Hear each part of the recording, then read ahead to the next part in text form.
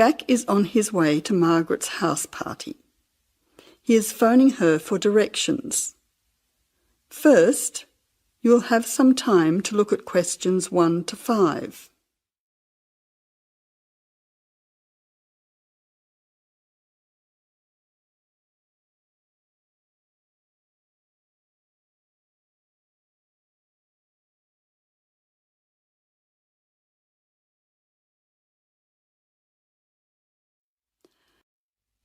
Now listen carefully and answer questions 1 to 5.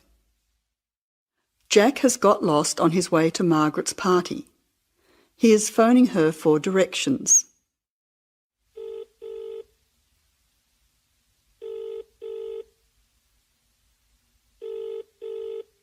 Hello, is that Margaret? Yes, who's speaking? Margaret, it's Jack. I think I'm lost. I can't see a signpost and... Jack, so where are you now? Well, I'm a bit confused about the directions, but I'm at a T-junction. What can you see around you? I can see a pub on the corner.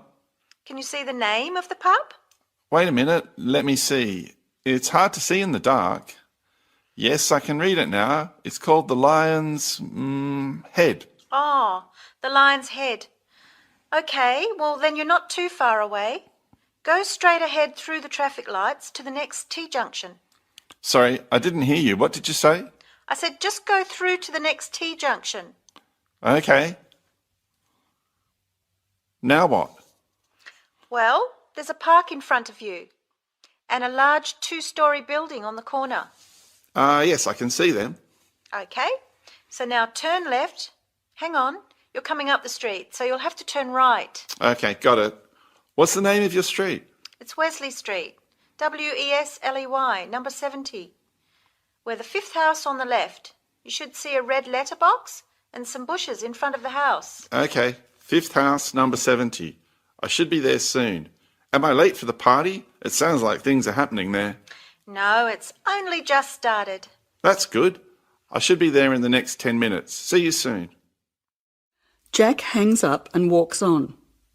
7 minutes later, he calls Margaret again, as he still can't find the house. You now have some time to look at questions 6 to 10.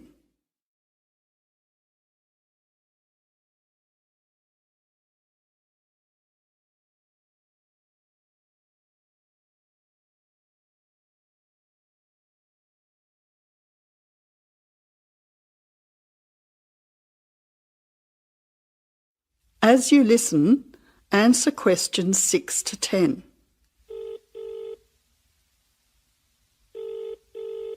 Who's speaking? Hi, Margaret. It's Jack again. Sorry to bother you.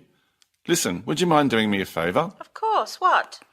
Could you tell Mike I have got his camera? I've tried to send him a text message, but it's not going through. Oh, he's not here yet. Oh dear, he said he'd be there early. He might be lost too. Okay, I'll call him. What's his number? 0482 56 3379. Oh, so that's 0485. No, 0482 56 3379. Okay, I'll call him right away. But where are you now? Well, I'm in your street, but I still can't find your house. I can't see the numbers very clearly, or a red letterbox. It's pretty dark. I thought you said it was easy to find. Oh, okay, wait there. I'll come outside and get you. All right then, and don't worry about calling Mike. I'll try to call him now. Hang on, there's someone coming down the street. It looks like Mike. Oh, and I can see the letterbox now. It was hidden behind a bush. See you soon.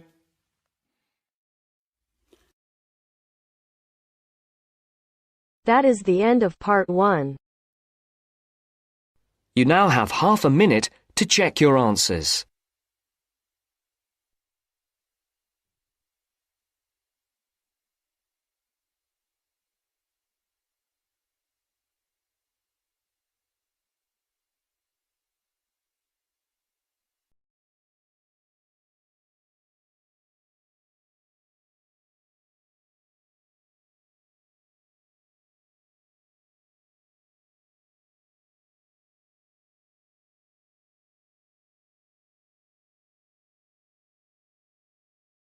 Now turn to Section 2. Section 2. You are going to hear an interviewer who is interviewing Alan. He made a great discovery of Mungo National Park. First look at questions 11 to 15.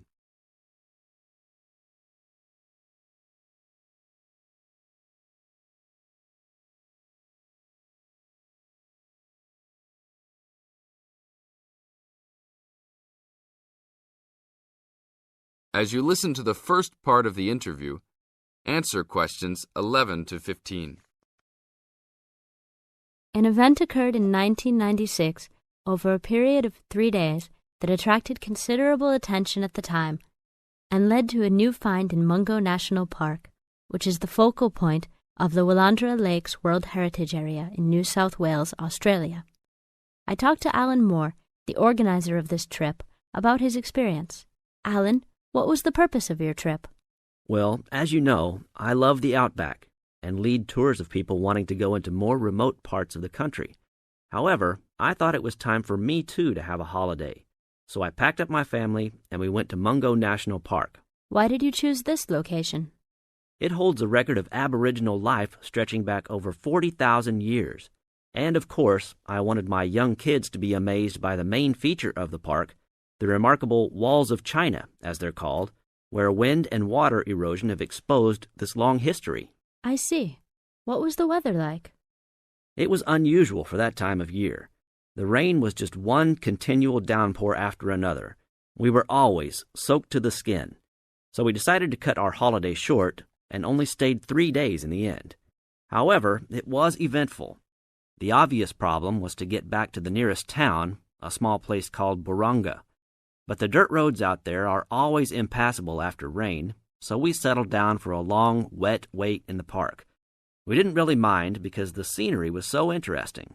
However, the kids wandered away without our noticing, and eventually we realized they must be lost. So we used our two-way radio to contact the park rangers and the police, and a helicopter was sent. Luckily, the kids were found within a few hours, but they'd made an important discovery. Now look at questions 16 to 20.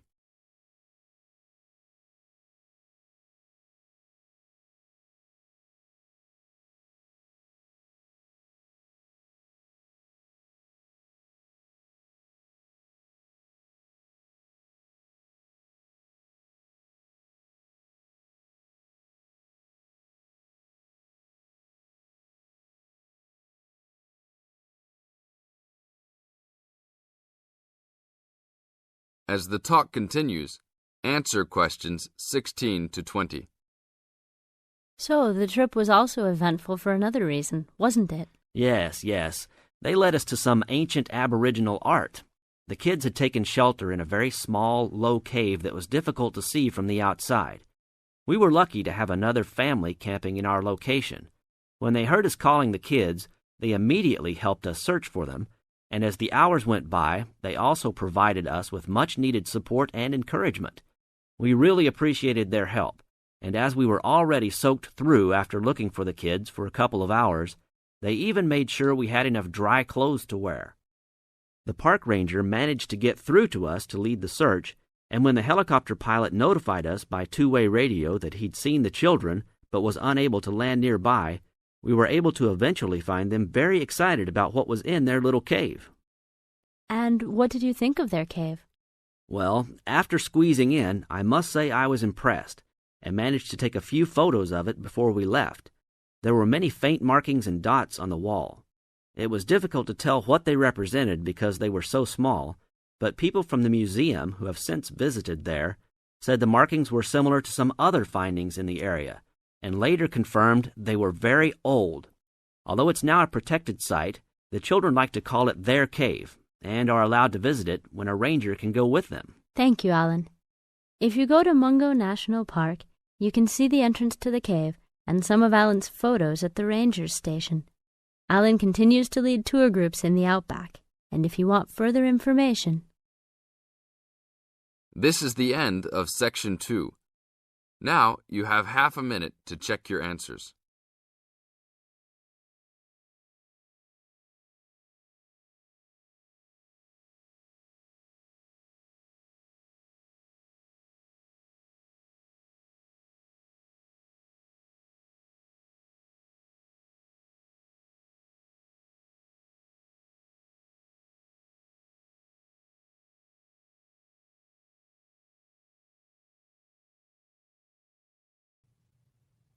Part 3.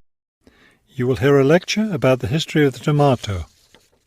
First, you have some time to look at questions 21 to 25.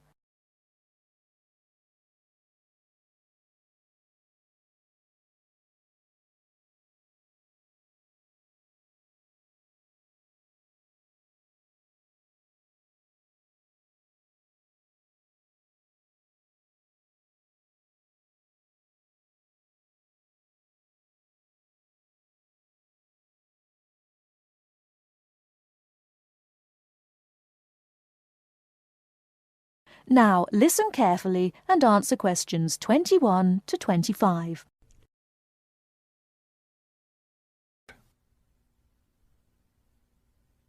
The tomato is a popular vegetable, which figures in the cuisine of many countries around the world.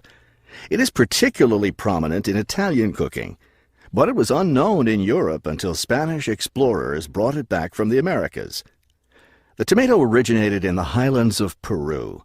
From there, it eventually found its way to Mexico, where it was cultivated by the Aztecs. The Aztec tomato wasn't the large red vegetable we know today. Rather, it was small and yellow. When this small round fruit arrived in Italy, it was named golden apple for its bright yellow color. You'll notice I just called it a fruit. That's because a tomato is botanically a fruit, even though most everyone calls it a vegetable. The actual word tomato comes from the Aztec name for the vegetable, meaning plump thing. The tomato arrived in Europe in the 1500s and quickly became a popular food in Spain and Italy. In the late 1600s, the Italians began publishing recipes that used tomatoes. The British, however, had a different attitude toward the vegetable. It was grown as an ornamental plant in Britain in the 1600s, but it wasn't eaten because it was thought to be poisonous. It wasn't until the 1700s that tomatoes became part of the daily diet in Britain.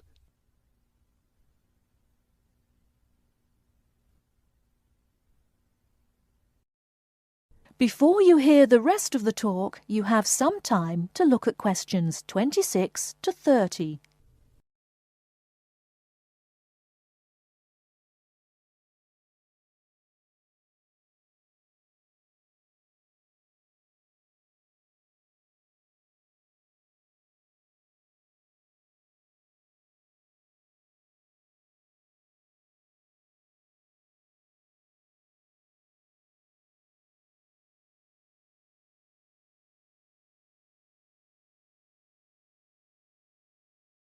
Now listen and answer questions 26 to 30. In the United States, tomatoes were also used as ornamental plants rather than as food for a long time. This attitude began to change in the 1800s. In 1806, a gardener's calendar mentioned that tomatoes could be used to improve the flavor of soups and other foods. Thomas Jefferson did much to enhance the tomato's reputation as a food. He first served tomatoes to visitors at his home in Virginia in 1809. Then in 1820, a man named Robert Gibbon Johnson decided it was time to discard once and for all the idea that tomatoes were poisonous. To prove his point, he ate 1 kilo of ripe red tomatoes in public. 2,000 people gathered to watch this feat, which took place on the steps of the courthouse in Salem, Massachusetts. Amazingly enough, Johnson survived this stunt. The popularity of the tomato as a food began growing rapidly. Soon people all around the country were eating tomatoes. By the 1830s, American newspapers and magazines were publishing thousands of tomato recipes. However, all those recipes involved using tomatoes in some cooked form. Tomato salads and sandwiches were still unknown. It wasn't until a century later, in the 1930s, that it became popular for people to eat raw tomatoes. That is the end of Part 3. You now have half a minute to check your answers.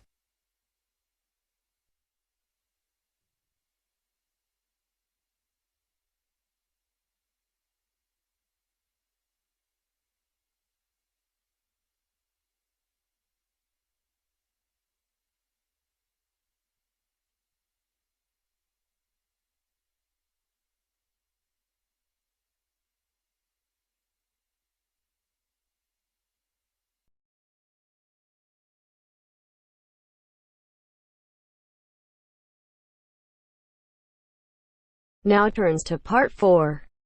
Part 4. You are going to hear a talk about universities and colleges in Britain. As you listen to the talk, complete the notes below. First, you have some time to look at questions 31 to 40.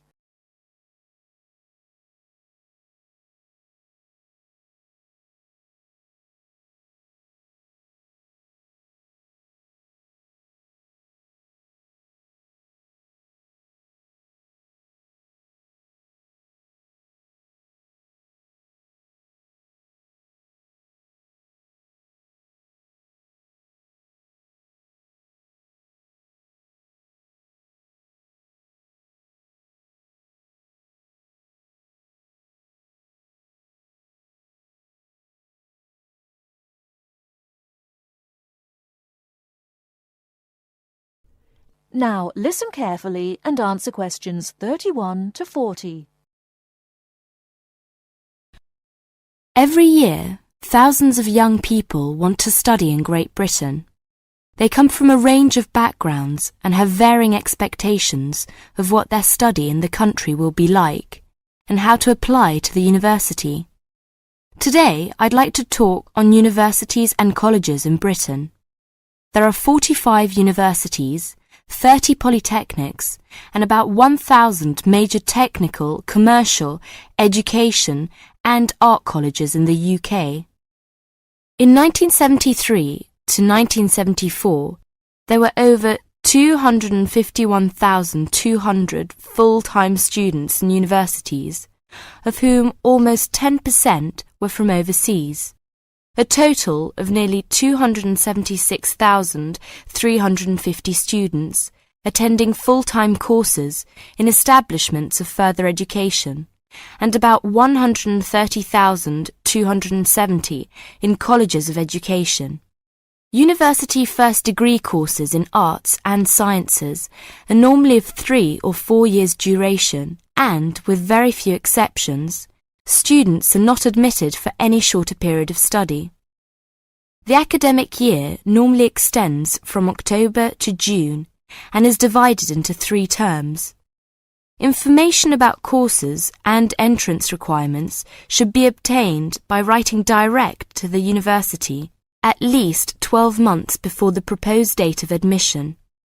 All applications for admission are dealt with by the University's Central Council on Admissions, the UCA, to which all candidates seeking admission to a full-time internal first degree course or a first diploma course of more than 1 year's duration must apply.